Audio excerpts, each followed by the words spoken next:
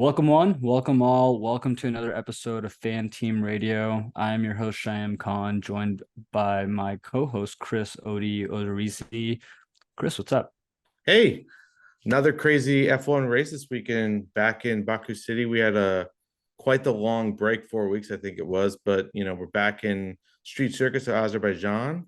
Going over a little stats for the track, lap length, 6.0 kilometers, otherwise 3.73 miles. For the American listeners, we had 51 laps for a total race distance of 190 miles. And yeah, like what a crazy race back to street circuit, and I'm just glad to be back racing in F1 again. Yeah, the king of the streets, Sergio Perez, made his stamp. So we'll talk about a little bit more. I know you mentioned talking a little bit about our shift in sprint racing and how that took effect this week. Let's start there, Chris. What were your thoughts on just the weekend and how the race format either contributed or did not contribute to a more pleasurable experience? What were your thoughts? Yeah, I mean that's the big news, right? The whole sprint format, like it's either loved or hated by some, and we had a last minute shift to the format from the previous format where we sort of had qualifying into the sprint race, and then the sprint race would reset qualifying for the race. And so now the sprint race is its own thing. It's completely separate. And the team sort of agreed on this format change last minute, and I think it was actually just finally approved like days ago, which is super weird, just in a professional sports setting, for them to be changing formats, rules, the way people are going to ultimately strategize their weekend days before the race. But yeah, so Do you uh, expect any different from the FIA? I do not expect anything different from the FAA, and I'm worried about the continuation of this because we have a lot of backlash from a lot of drivers and team principals, and I'm worried that we're going to make some huge changes again. Every sprint race is going to be another little tweak, another little this or that. For instance, we talked a little bit about this before we jumped on here, but um, two of the drivers, I believe it was Yuki Tsunoda and Lando Norris, couldn't physically participate in Q3 of the sprint shootout should they have made it there, which Lando, I believe, did. And so he was unable to run and actually qualify because he was out of softs. Now, that is like a little bit of like a team call, a strategy thing. But what happens if that happens to more people? Because obviously teams are going to prioritize Sunday, the actual Grand Prix, the actual race. So what happens if we have a crazy qualifying session, times are close, and people are just putting on new sets of softs, and everybody runs out, and then we get to Q3 of the sprint shootout, and nobody's got tires. It's like it leads to this incredibly uneventful scenario. On top of that, we had Logan Sargent. We talked about that as well, who crashed out in the sprint shootout, was unable to participate. All this stuff is just completely anticlimactic. It makes it for like a really confusing weekend overall. And another point to that is that because we had qualifying on Friday and then this entire day of independent racing on Saturday, it almost just felt too segregated from qualifying to the race, where you almost forgot what happened. There wasn't a good flow to the story, and you just sort of felt almost uninterested in going into the Grand Prix, at least from my perspective, because we got a preview of what turn one and the race is going to look like from the sprint race. We got a preview that, Leclerc's pace wasn't going to be there and all that kind of stuff. So overall, I just sort of feel like the sprint race weekend format, the old one and the new one, just isn't there yet. And I'm actually not sure what to do about it. So what were your thoughts? Yeah, I think I resonated a lot with what you say. I just don't get the point still. If I understood the point of the sprint race, other than trying to get more eyeballs on races and get more advertising dollars, it there's really no tangible reason to be having this race.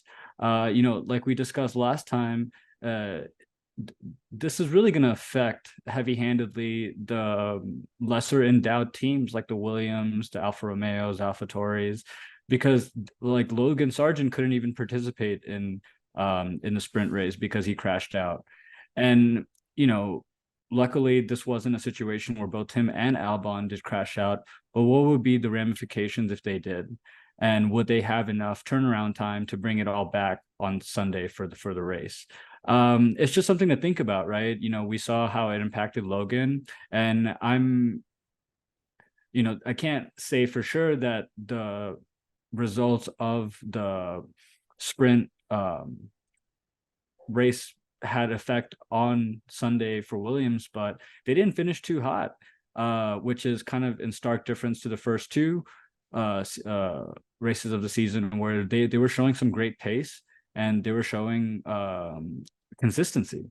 So I'm going to use them as just a benchmark to kind of look ahead and see if other back of the pack teams are going to be affected by specifically sprint race weekends. Christian Horner even mentioned that this isn't something that he particularly likes. And he was met with criticisms about, when you're at the top, of course, you don't want to change things around, which there's credence to that. But I also do think, if it's coming from his point of view, in saying that this isn't something that he can fully get behind, but then it's also coming from other teams that are at the back of the pack, I don't really know who this is servicing. I've listened to a couple of podcasts this past week about F1 from all different types of creators and channels, and trying to think of alternatives, right, to this idea of a sprint race and having it meet whatever it is that the FIA wants it to do, but also giving some sort of reason and rhyme to the madness, right? And one thing that was really interesting is potentially putting the backup drivers, the D3s, into cars and letting them run for 15 laps. It'll just be 10 of them, and they can get super license points by doing these sprint races in lieu of D1s and D2s, who we're going to see for qualifying and for the Grand Prix anyways, right? This way we get some exposure, or the D3s get exposure to us, we get exposure to them, we see how well they're pacing, in terms of race pace, in terms of their maturity, in terms of who's going to be on the grid in the upcoming years. Seeing Danny Ricciardo out there again, that's going to bring eyeballs to the race. There's a reason for them to sandwich it into this format, and it gives not the real drivers, they're all real drivers, but it gives D1 and D2s some sort of respite between the qualifying and race day. And what you had mentioned about it feeling like a completely different segregated thing, maybe it wouldn't feel that way if there's a point to it. Maybe if in the on the Saturday or so, that sprint day, it's the D3s driving, we get to see what the car's performing like. We get to see, if there is any kind of internal competition that's happening that we don't get exposure to, right? So why not, kind of run with that, or do something that's not this, is what I'm trying to say. I'm just still not convinced that the format change makes the weekend any more exciting. I think it actually does the opposite. Yeah, I mean, I like that idea. I still think it has the same inherent issues that we're presented with: this budget cap, the cost cap, and just the smaller teams in general, like a team like Haas, AlphaTauri, maybe Alfa Romeo, like these teams that are strapped for finances. Because if you have a new car, like let's say, McLaren, they brought a bunch of upgrades this weekend, which we could talk more about, because ultimately I don't think that they performed better than expected. But yeah, like if you have teams like that putting their D3s in these cars and they're bringing upgrades for the weekend, and then they're putting them into the wall because they don't have that experience, and they take the car out, and then all of a sudden you have the main drivers complaining about having the car having to get rebuilt because the D3 crashed it, in the sprint race and whatnot. I just think it poses a lot of complications. I understand that, but the alternative, which is what the world is living in right now, is if there's an upgrade to a car and there's two cars out there, the chances of one of those cars getting hurt and damaged is still the same, right? Like, I don't think these D3s are not good drivers. I think that there's one less of those cars that will be on the track. It'll just be 10 D3 drivers, one for each team.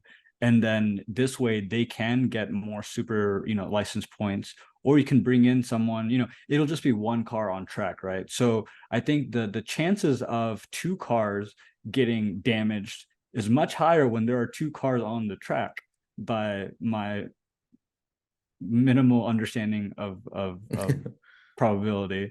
But having one car in there at the hands of someone who is an app driver, they're just probably not the best, because might not even be due to merit. This way we can see if people like Nick DeVries is meant to get a D1 or a D2 spot, as opposed to, seeing him on a flash and then just putting the entire next season kind of on his shoulders. Right. And then prevent like Mr. Nutella from getting into these kinds of races as well. So I understand where you're coming from, and it is something that I thought about when I listen to these podcasts, like, hey, what are the repercussions of having something like this? But I think the repercussions here are vastly less than what's going on right now. Yeah. I could see that as well. I definitely think that it would be an interesting. The timing of it would have to be really thought about, like whether you do it on the Friday, because Saturday is more of the prime watching day and just the viewership draw. Because then like I don't understand the sandwiching qualifying and the sprint race in between qualifying and race day. I really don't understand also the yeah.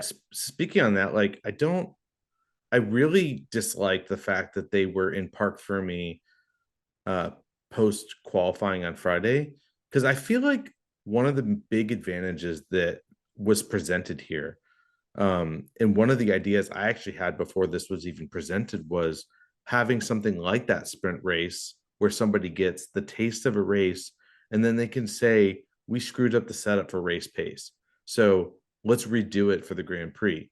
So I felt like almost like the sprint needed to be on the Friday, let them sort of figure out, hey, what was our car doing in the race? Do we need to run a lower downforce ring? Do we need to change the whole setup? How is the balance on a high fuel load and all that stuff? Other things that they got to sort of determine in a practice situation.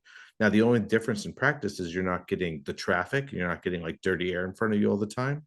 So it's a really good simulation for what is the setup like in the race. But these guys are in Park Fermi starting Friday and qualifying.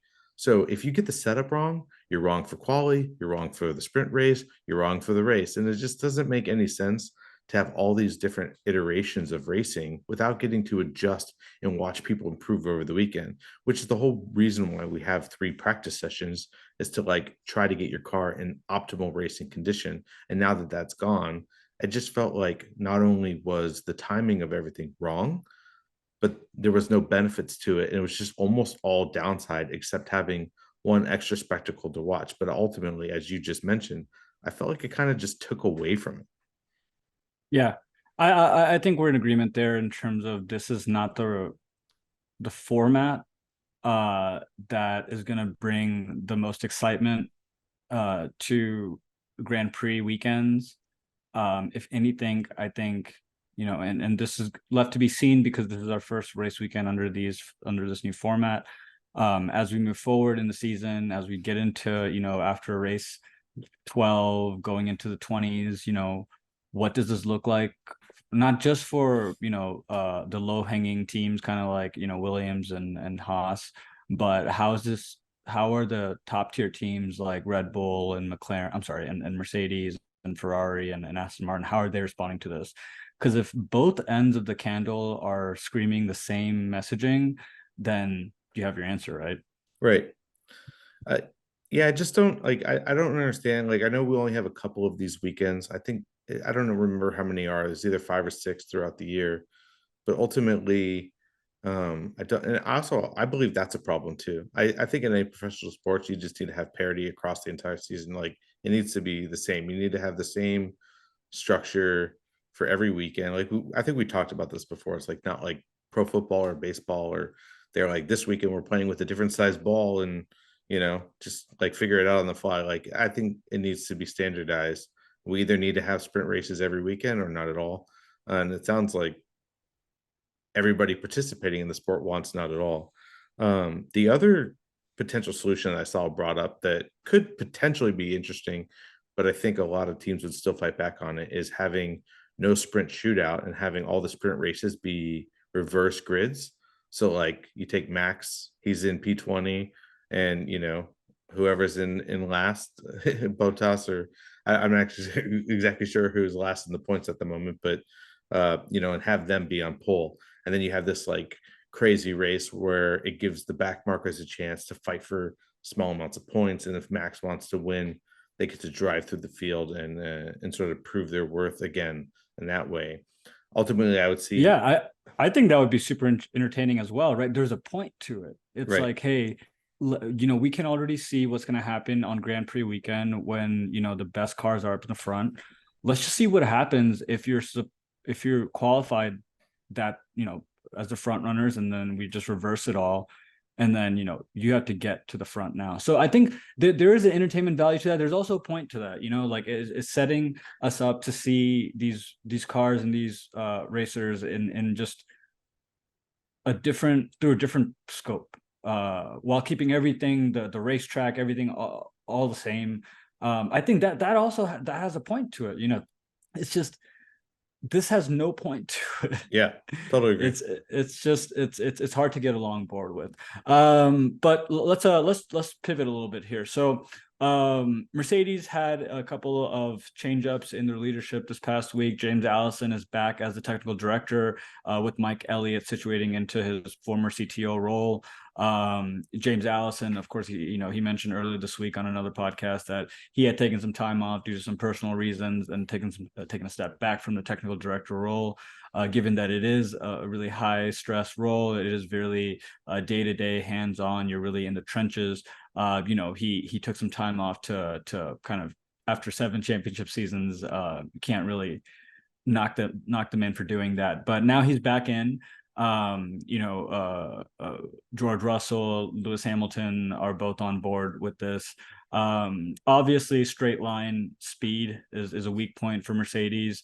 You could tell today Lewis just wasn't able to get past Carlos Sainz for the longest. Whereas I feel like, if it was a car from 2020, that could have been an easy overtake for Lewis, right? So I say all that to kind of say, I wanted to, as a newer F1 fan, I don't really know yet what the changes look like on a team once a change in leadership happens, right? I know what we just had the, Matthias leaving and Freddie Vassar coming in, and we're starting to see the effects of change in leadership. So now, Mercedes is near and dear to myself. I'm curious to see what this, change back in leadership, how long those changes are going to take effect on the racetrack. When is the car going to get faster? Are we going to see tangible, like, differences in performance week over week from both drivers as the season progresses? So I'm using this as a benchmark to kind of get myself more educated on what an expected timeline for change looks like.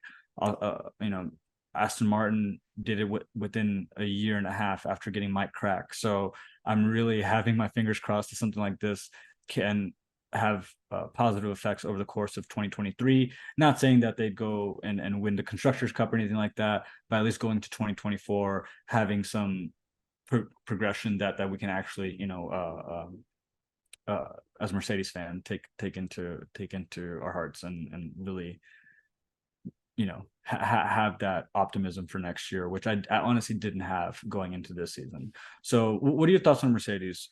Yeah, I'm curious. There's probably so much that goes on behind the scenes that we're not attuned to. We don't get exposure to, even through a lens like Drive to Survive, because I'm sure that there was a little bit of, let's say, morale shift within Mercedes, going from being a 7-time constructors championship and Lewis dominating the sport, with a great number two in Valtteri for so long. There was just that stability forever, to all of a sudden that sort of falling off, just like their side pods, right? But it's Mhm. it's one of those things that when you're used to being a top organization and then you have some changes, you kind of like start stumbling a little bit and don't really know how to pick up the pieces. So I'm curious if James coming back was sort of a forced maneuver either by Toto or other internal parties, stakeholders, to basically say, like, let's get back to parity and let's at least start on the upward trajectory, and let's put the team back as much as the way we had it before, get things going in the right direction, and then we can make changes again if need to. Or the thought crossed my mind, like maybe Lewis is like, hey, you want me to stay? Like, I need a car to start progressing. I need to see the fact that we can actually put a car that can perform. Otherwise, what's the point of me being here? Because ultimately he's there to win his eighth championship. He doesn't care about getting second or third anymore and things like that. He has his wealth. He wants his legacy. So it's like I'm curious to see, like you mentioned, the timeline of these things, because if you look at something like this, is going to complete tangential here, but if you look at something like when Steve Jobs died from Apple, like he had a pipeline of 5 years of products that were going to like come out that were under his leadership. F1 is a completely different ballgame in which the regulations change every year. So like we knew when that Apple had that shift that like at that 4 year mark, we were going to see a vastly different change. And I feel like that kind of happened. But we don't know what next year's regulations ultimately would be. Now we know the bigger shift happens in 26, but it's just one of those things that they can't necessarily pre-plan every year. And so you need that leadership actively working on the car at all times. Like you'll see different team principals take time away from races to go back to headquarters and just focus and focus and focus on the car design. So I think that's ultimately what they did, is like they thought they fixed the problem at the end of last year when they had that performance boost in Brazil, and at the end of the year, and that's why they kept that direction of the W14. And I think they figured out that, like you said before, they made a mistake, and so I think they want to try to get their brain power back to where they were to try to really get next year's car back on par with competing for wins again. So yeah, I'm curious how long that's going to take. And my guess is that this year is going to be almost a wash, and we're going to see a completely different Mercedes next year. Yeah, I mean, I hope it's not a total wash. I hope, there are progression throughout the course of the year and maybe some reasonable podiums. But I think it is worth noting the difference in roles of a CTO and a technical director, and the skills that, which is not to say that, Mike Elliott is not a capable, technical director. It's just that the role of a CTO is kind of overarching across all technical aspects of the organization, whereas a technical director is focused on getting that car as fast and as stable as possible, and kind of orchestrating the engineering team around it, and the design team, and working with Lewis and with George, to get it to that point. So I'm really excited to see shades of that. I think another thing I wanted to mention, and kind of just uh, piggybacking off of what you said, about the leadership changes. I think it speaks to Mercedes as an organization and the culture there a little bit more, right?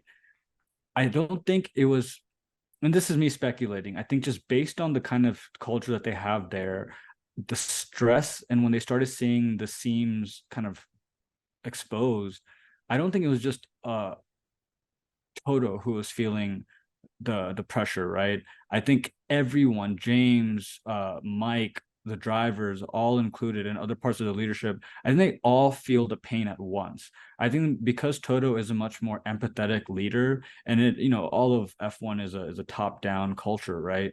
I think like the by virtue of that, they probably all collectively came together and was made the decision that this is the best move to make. It will bring on the most impactful changes in the least amount of time, taking us in the right direction. coaching changes happen all the time in the NBA and the NFL because of it. General manager changes in the MLB are becoming much more popular to where they're adopting much more younger GMs, whereas before it was just, you know, the old heads that were taking over the these really high profile positions.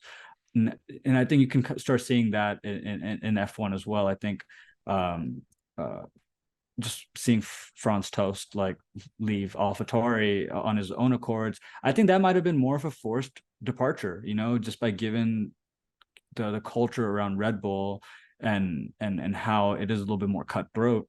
You know, I wouldn't be surprised if Franz was kind of more or less asked to leave so they can restructure under a new regime. Whereas I think Mercedes, because they are a much more empathetic organization and they do think about accountability in more of a group mentality sense, I think James, Lewis, you know, Mike, all these guys came together and were like, hey, this is going to be the right decision for us to get going as fast as possible. And hey, if Lewis says something to the effect of, I need a new racing car that works, get it done, I think he's shown enough patience over the past 2 years to be able to demand that. He definitely has the resume to, you know, and he's done it in a way unlike our dear Fernando Alonso. He hasn't burned the scorched the earth doing it, you know. Honestly, I'm super impressed with Lewis's demeanor over the last few months. Like obviously at the end of last year, he was miserable. Like you remember that image of him getting out of the car with his back hurting, and it was just sort of super dejecting for him, just realizing the car that he in was a shitbox and it was never going to perform for him. But and ultimately, and there was, I guess, that disagreement that came through that like Lewis wanted to change the direction of the car, and that ultimately didn't happen. But his demeanor, his professionalism, his sort of championship candor to him that he goes around with, like he posted an Instagram of him just like working late again at the paddock, like it was like 11 or midnight or something, and he's still in the paddock like going over lines and data and other things he can do to improve. And he knows that he's not going to be winning races at the moment, but his focus and mindset is on how do we keep continuing to improve. And I think he knows that he's in there for the long game to get that eighth championship or to get back to a winning car. So I'm just like I could see if Max being in the same situation, kind of being a hothead about it. And so I'm super impressed with where Lewis is at the moment. And honestly, I'm rooting for Mercedes. Um, as much as I love, Red Bull and the whole aura around that team, I want to see competition. I want to see Mercedes back up at the top. I want to see Ferrari competing for races as well. Aston Martin, like, could you imagine if we had four cars just constantly passing back and forth for the lead and was all about strategy and tires and degradation and managing, like, versus just pure power and DRS. So I'm rooting for And them. the peace of mind that the FIA is not going to pull a random flag and arbitrarily dictate the outcome of a race. Yeah, Yeah, the things that foundational that professional sports, make their money on, the yeah, foundation of being a good sport. exactly. Yeah, I have high hopes for Mercedes. I by no means do I think this year they're going to make leaps and strides into Constructors Cup, but they have a solid concept for a car that doesn't break down on them. At least it's stable. It does not have the straight line speed, and that was on showcase today, even against Ferrari. There is work to be done, of course, but at least now the arrow's set in a right direction. And it's the first time in over a year now that I have some some sort of peace of mind that they're going in the right direction. So I'm very excited for them. Let's talk about some people that I'm not too excited about, but I was earlier. Alpine. Um, Very disappointing start to the season for Alpine. This is a team that a lot of us were expecting to be fighting for fourth and consistently fighting for fourth, with a driver lineup that maybe not be stellar, but it is a competitive lineup. and Otmar and his kind of lore around the team from Drive to Survive and off season. It was making to become, it had all the makings of a comeback kid story. But they've consistently underperformed. Uh, and they've been somewhat under the radar, just kind of given all the FIA kerfuffles and everything around Fernando and Taylor Swift.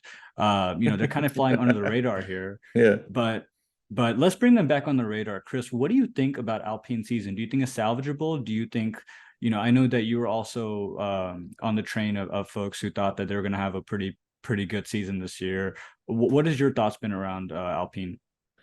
Yeah, I mean, it's hard to tell. Like Alpine has had a shaky start to the season, and I feel like Gasly's had a couple of instances of bad luck, just kind of not being able to perform to his best. And also with Esteban today, they sort of gambled on the whole safety car thing with starting on the hard and trying to take it to the end, and just both the who was the other driver? I can't remember. Esteban. And they basically were going. Was it Nico? I forget who. I think it was Hulkenberg and Ocon where they started on the hards, and Mhm. they were just waiting for that safety car so Yeah, that they could yeah. pit. And Hulkenberg pretty much went the whole race on yeah, hards, which yeah. turned So out to not be a good strategy. well, so I mean, we're racing in Baku, right? Like we have a red flag almost every single year, or a safety car. So they were rolling the dice and saying starting on hards, and then we're going to see how far we can take this, and then under safety car we'll put on mediums or softs depending on how far we get, and we'll be able to take that advantage. They were going to go as long as they could, and so once you got past lap 40 or so, when they're reaching the end of the life of the hards, they can't pit, because if they pit and then the safety car happens, they screwed themselves because they don't get that advantage. So they basically were waiting and waiting and waiting, and then finally both of them had to pit on the very final lap of the race to follow regulation, and they never got that advantage, and they just dropped down the order like flies, and end up in last. So they gambled and they lost. But Gasly was right there as well in 14th, Esteban 15th, and yeah, I just feel like they couldn't ever get their plan together. I feel, and I actually don't know what's wrong, because I thought that the car was decently fast, and they definitely have capable drivers.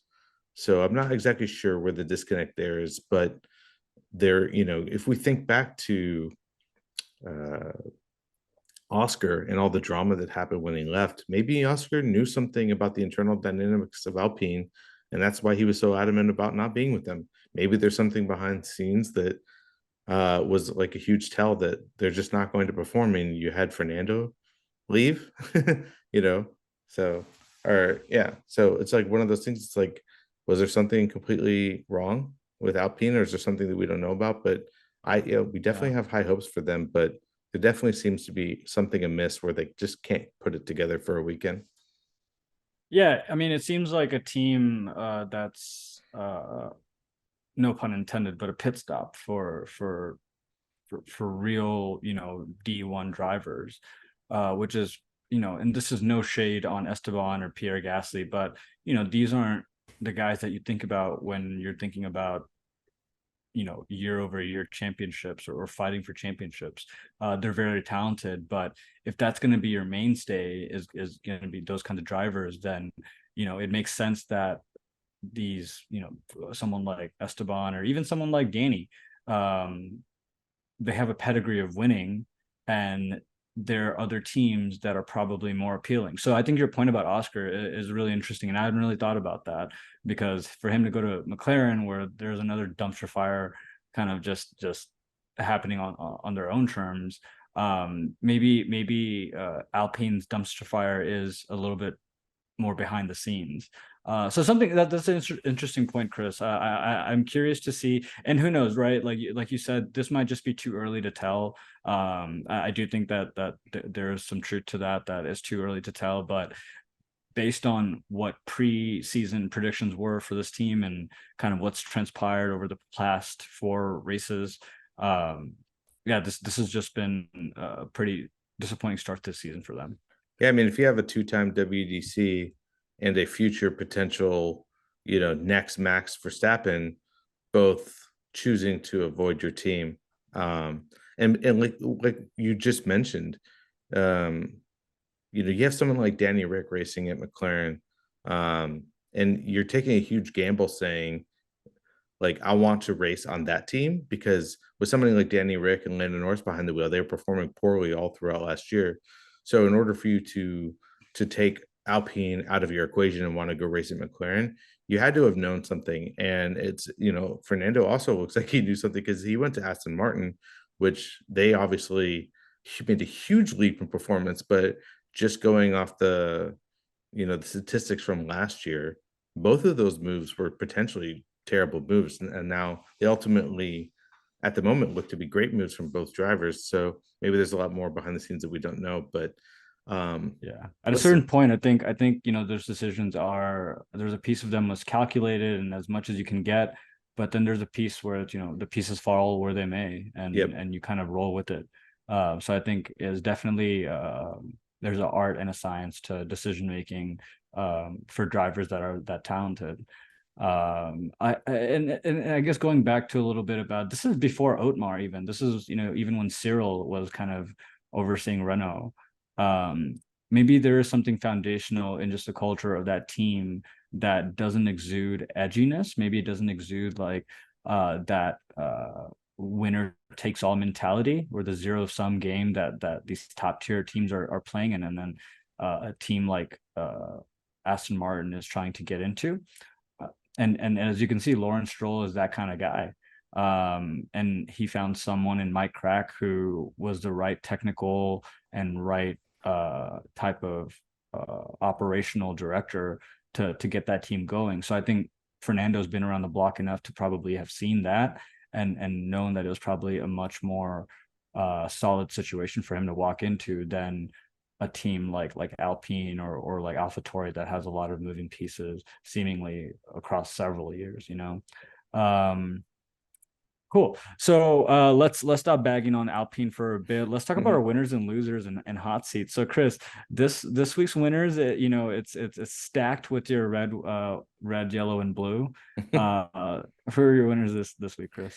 Yeah, my big winner is obviously Sergio.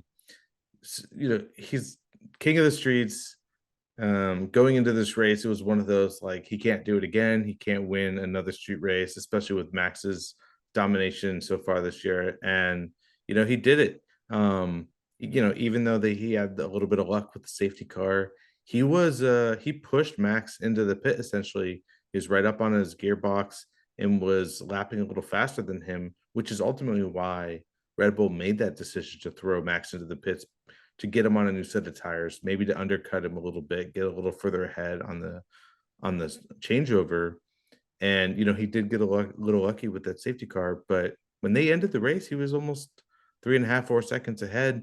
He might have passed him on track, and I think he fully deserves the win. And he gets to keep this name, King of the Streets, and maybe next time there won't be any asterisks at all, no safety cars, just pure merit. But super proud of the guy and super happy for him to continue this streak of wins. And also, I'm just happy that we have a WDC competition, even if it's between the two Red Bull drivers. I hope to see more back and forth between these guys so that it's not just pure domination to the end. Um, and then my other winner is just Red Bull as a whole. I think this weekend just goes to show it probably puts so much comfort um, behind the entire team that nobody's going to be able to catch them. I mean, they were lapping a second faster than Charles, and then the other team was just Aston Martin and Mercedes were even further behind Charles. So it's like who can compete with Red Bull? So I think that they already know they have this constructors in the bag, and they're just going to have to you know see who's going to put it to the WDC. But otherwise, probably super company for them. So I think Red Bull and Sergio are the two big winners here this weekend. How about you? Yeah, I definitely think Checo is my winner of the week. Really nothing that I can say that you haven't already touched on. I love that he is bringing, the fight to Max, and then that drama in itself. It's something that I haven't seen yet in my past couple of years of watching F1 is the inter-team rivalry to the degree that this can potentially have. Obviously Valtteri played the D2 position pretty, uh, unaggressively. And Checo is just not kind of cut from that cloth. Yep. So I definitely makes for a lot of drama. I think Aston Martin is another winner of mine this week. Just specifically the durability of that car. Lance did take it into the wall, every now and again. It wasn't anything too major, but it definitely is. We've seen other cars make those hits and take them completely out of the race. Nick DeVries was spun out. So it is a tough track to keep your car completely healthy. And even though, Fernando I think he had a pretty uh, impeccable race. I don't think his car touched anything, but I know Lance rattled around a little bit on certain turns, and that car stuck with it. He was able to get, I think, P7 this week, and so hats off to Aston Martin, not just in terms of performance but also durability of that car. And hats off to Yuki after just a really tough sprint. Couple of sprint days and qualifying, he was able to get into P10, get those points, especially when you kind of see it against what Nick did, in underperformance. I think it's really giving Yuki some ground to stand on, that I was afraid that he might have lost early on in the season. Let's talk about losers, Chris. So my losers this week, I'm putting Mr. Charles Leclerc on there.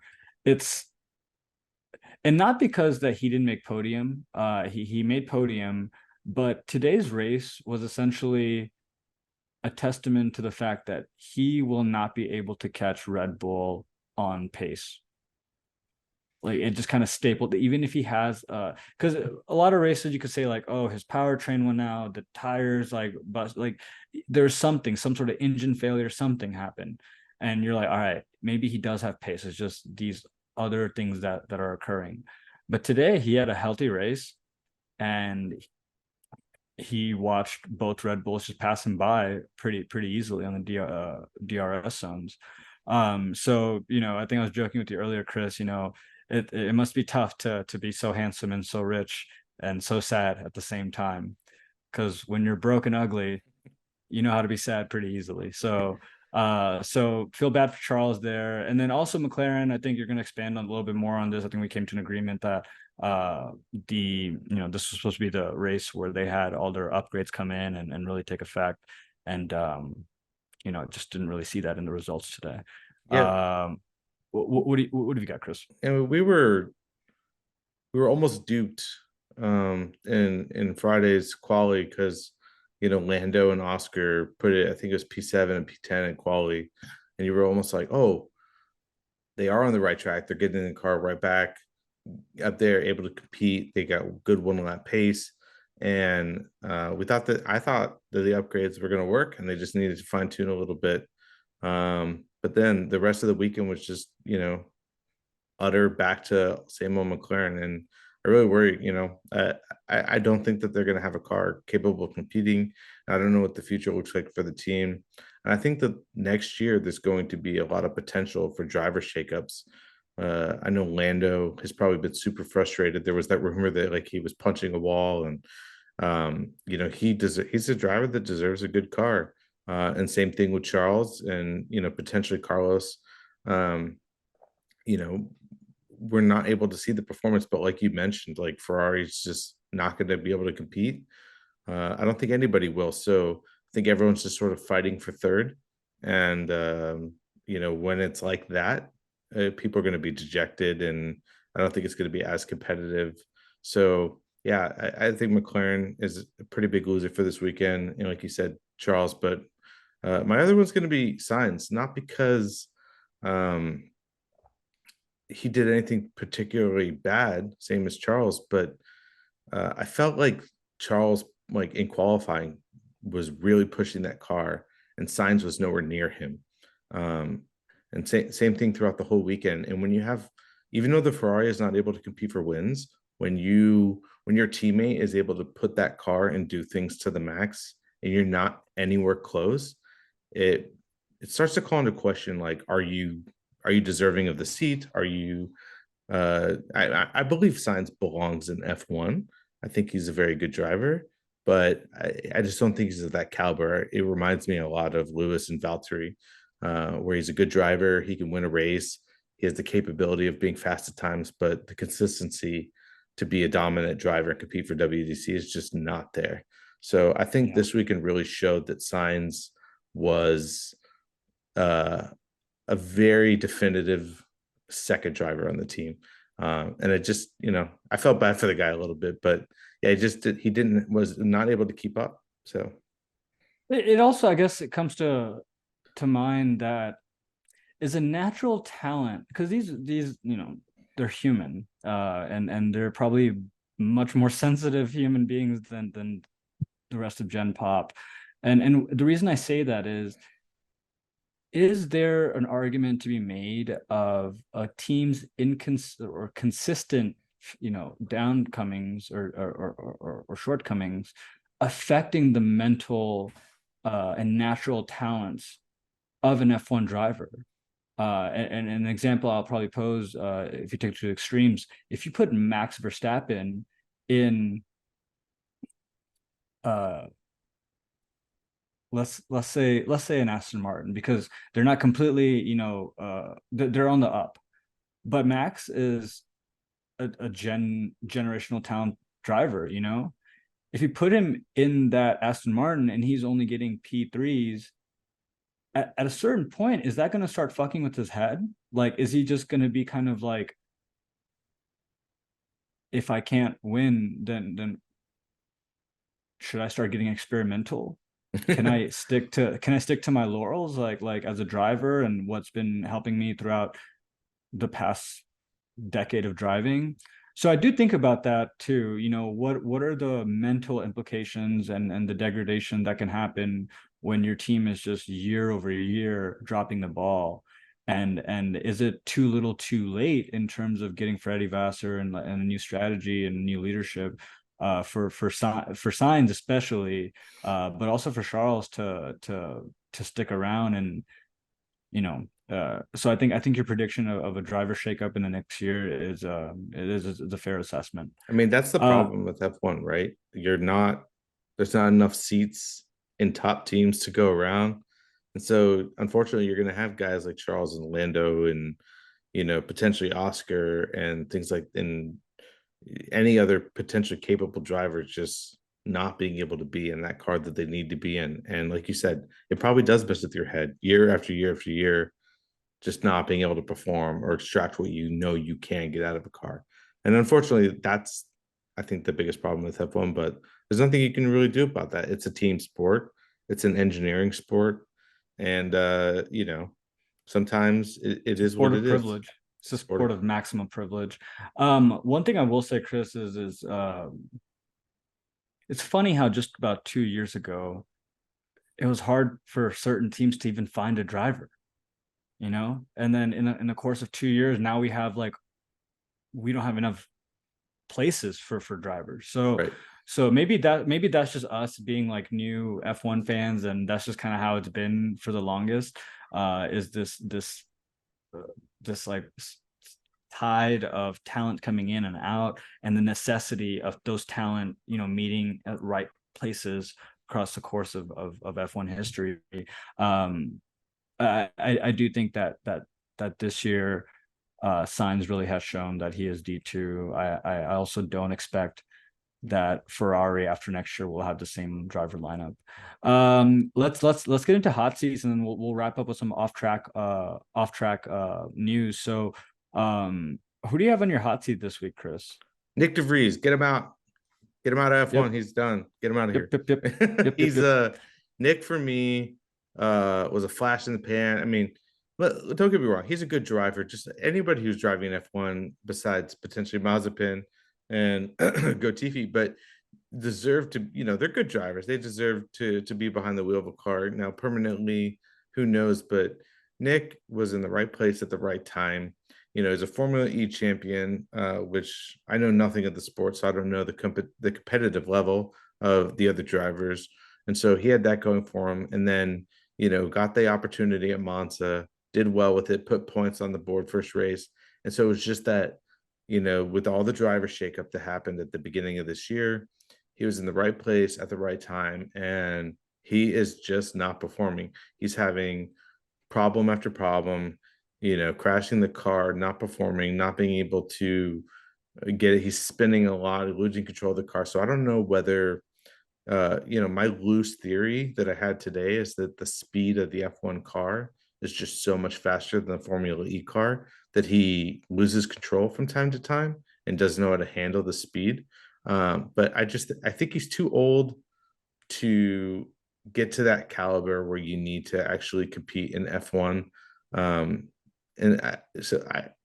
if Yuki is constantly doing better than him, and Yuki was a questionable rookie in his first 2 seasons, and I think he's starting to put it together. But Nick should be at that level or better with his experience, and I just think he's on the hot seat. And if he doesn't perform, I think he should go.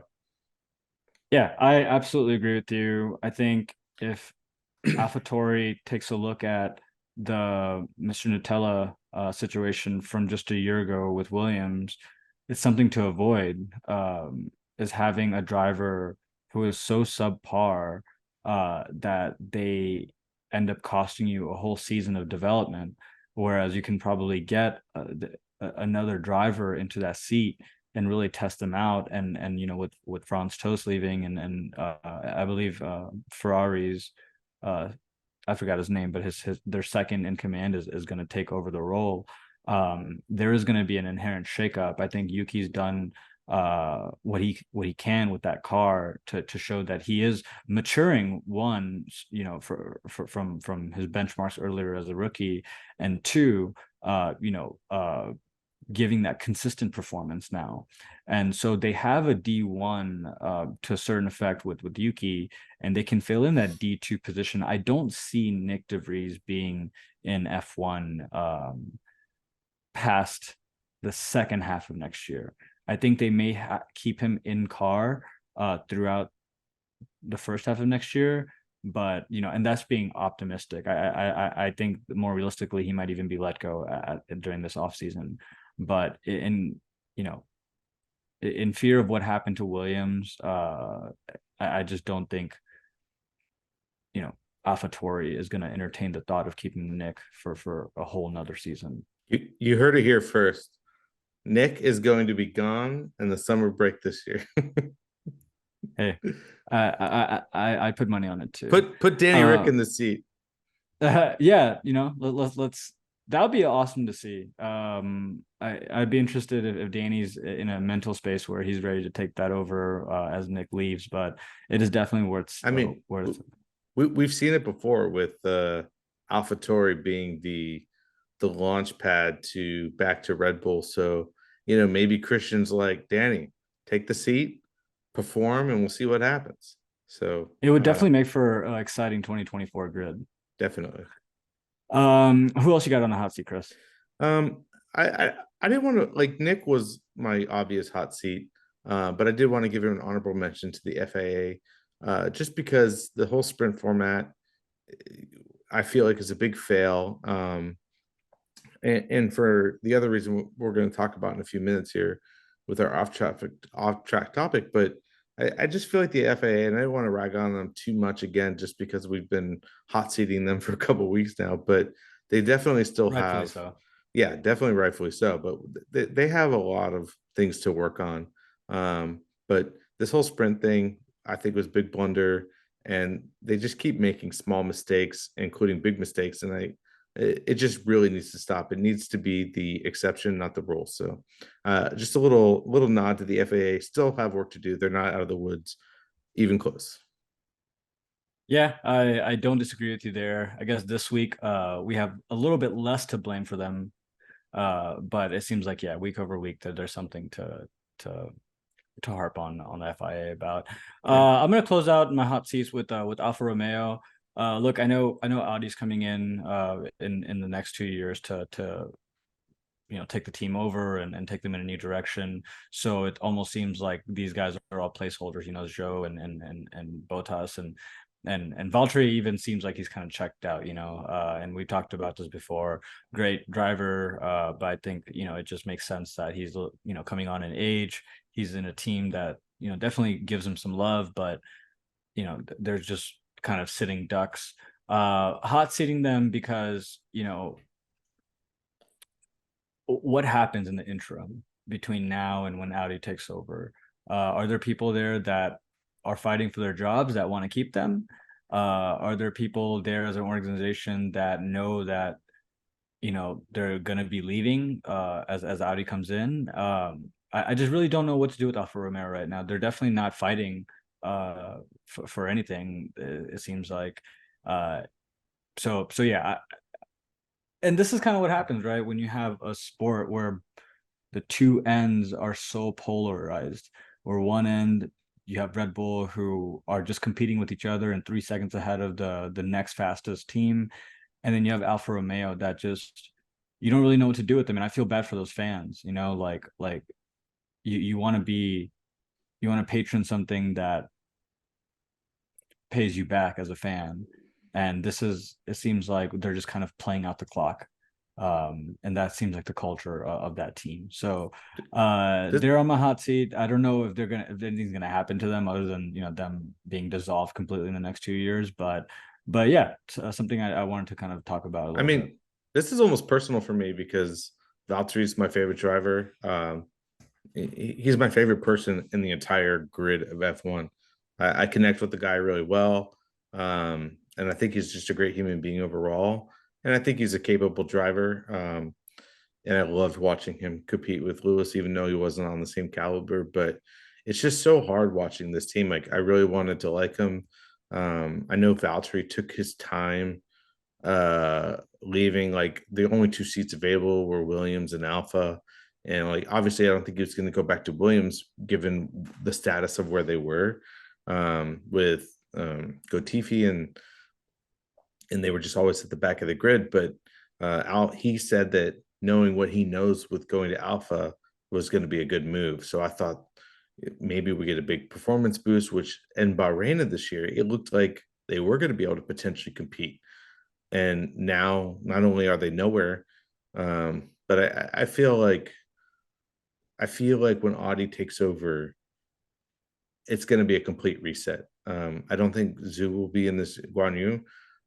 Joe will be in the seat because I feel like they're going to want German drivers, and Valtteri's contract will be up at that time. And if he keeps competing like he is, he's not going to get renewed either. And he might not even want to. He's so focused. He has a coffee business, a vodka business. He's talking about buying the track in Finland, the old racing track. That's like they went and had some financial. I didn't realize how rich he was. Yeah, I mean, I think he has some investors coming in with him, but Yeah, yeah, he is purely focused on bike racing, making money, and his future after F1. So I think can't he's, knock him for that. yeah, of course. I mean, everyone's got a shelf life in sports, and you have to, Yeah. provide and keep. And I think he knows that his days are numbered, and he got his 3-year deal. So, and I don't think they're going to buy him out of his contract in the year before an Audi takeover. But I don't think anybody. I mean, Joe might keep his seat in F1 in a different team, but I don't think it'll be at Audi. So I think we're going to see a complete overhaul of the entire team, and I think we're just seeing the ramifications of that. Like, people are checked out, people are done, they know a big shift is coming, and there's just not a lot to progress for. So I think that's Yeah. kind of what we're seeing, and it's super unfortunate, like you said. I want, I want, I wear this Red Bull hoodie every week, and I told for those who can't see, but I said I'm going to keep wearing it until Red Bull lose a race. But I want to go buy some Alpha gear and sport it and wear it. It's so hard to be a fan of that I team. mean, it might appreciate in value as a collector's item Yeah, after maybe. the Audi takeover. So you might be onto something. Yeah. Cool. So on today's race, Autosport published an article talking about the very dangerous scenario that reporters were put in, or they put themselves in the last lap of the race when Esteban Ocon came in to pit. Like you had mentioned, he was required to pit to run uh, a change into soft tires, which was required. Marshals and photographers, they already started marking or making their way to the live pit lane, which could have ended up in a treacherous scenario. Very lucky that no one got hurt. But this is something that, what if someone did get hurt, Chris? Well, what would that have looked like? A car coming in at almost 300 miles an hour, or like 250 miles an hour. People are on different wavelengths in terms of the race change, like the race is done. If the people that are flooding the paddock think that the race is done, while the race car drivers are thinking that the race is still going, those two lines of thought can only end in peril, and there's not enough time to kind of react to it. Luckily, Esteban Ocon went hard on his brakes, and the reporters had enough room to retract. FIA spokesperson says that they're looking into this. It's highly important for them to get it fixed by Miami. But what do you think about this? Is this just another one of those red flags of the sport that we don't really see this in other sports, Chris? This is one of those things completely unacceptable. And unfortunately, this is a situation where the governing body is going to police themselves, and so they're probably not going to find too much fault. But I definitely think someone needs to get in trouble for this, or something should happen, because this definitely was a situation.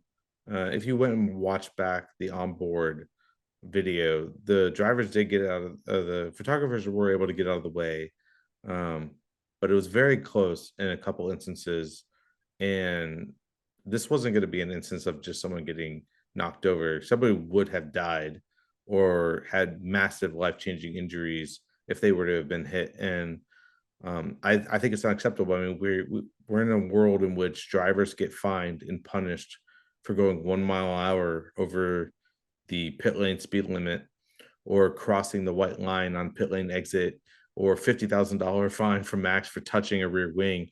And these guys are like relentless with some of these punishments and things that shouldn't matter, and yet they're allowed to have photographers run into the pit lane in a live active race. Even if everybody had pit and didn't require to pit, we saw George come in for soft tires to get the fastest lap with 1 lap to go. Like, we have an active race going on. Nobody should be anywhere where a car can be.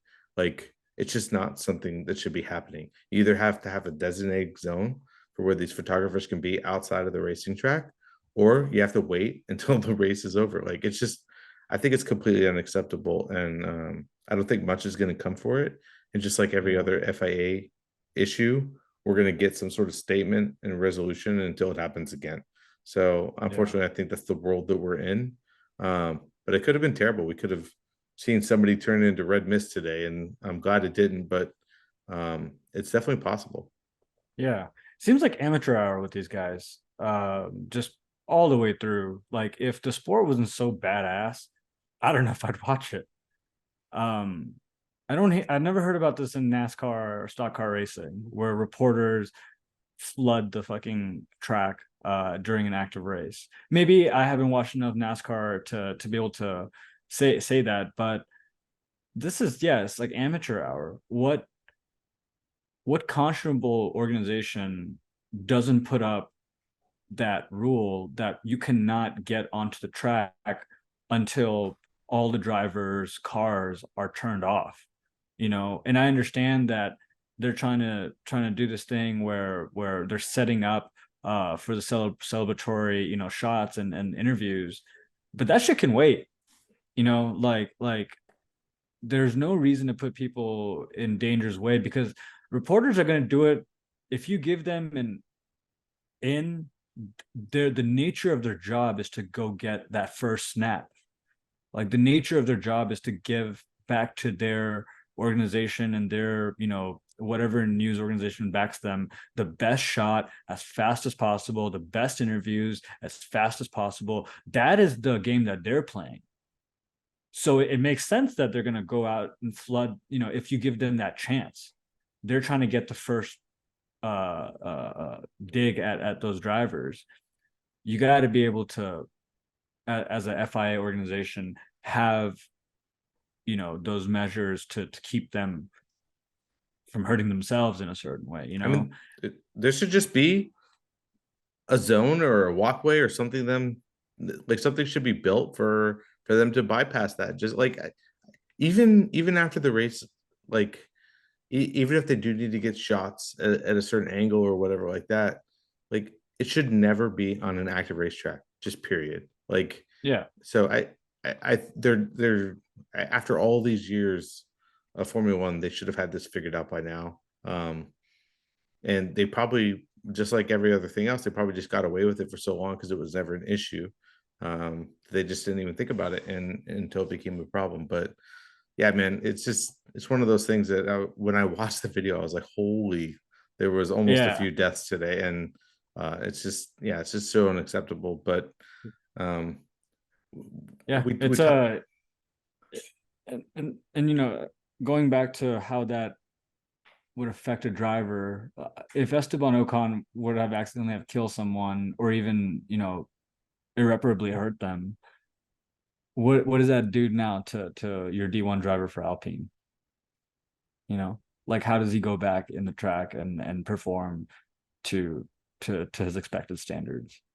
Also, he could So easily kill himself. yeah, A human body weighs a couple hundred pounds, and camera equipment, other things like is not out of the woods. So, um, yeah, just super, yeah. just It's super bad. Big blunder by the FAA once again. But yeah. If it's not red flags, it's something. yeah, Um, Cool. So let's wrap up here, Chris. Let's look into our next week. We're gonna be in Miami.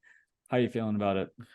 I just really hope Red Bull's new livery is awesome because I don't know if you saw it, but they posted a couple of runner up. I guess they had a design contest for their livery Hmm. because they're bringing a new livery to Miami, and a couple of the runner ups were uh a little interesting to say the least. So I hope that the ultimate winner, which I think will be revealed in the next couple days, is something cool because the last time Red Bull had that all white Japanese livery, Honda livery, that was amazing. And so I was kind of hoping to see something like that, but not flamingos or palm trees that look like Yeah, Microsoft icon art or whatnot. So yeah. I'm pretty stoked for the livery and for all the drivers.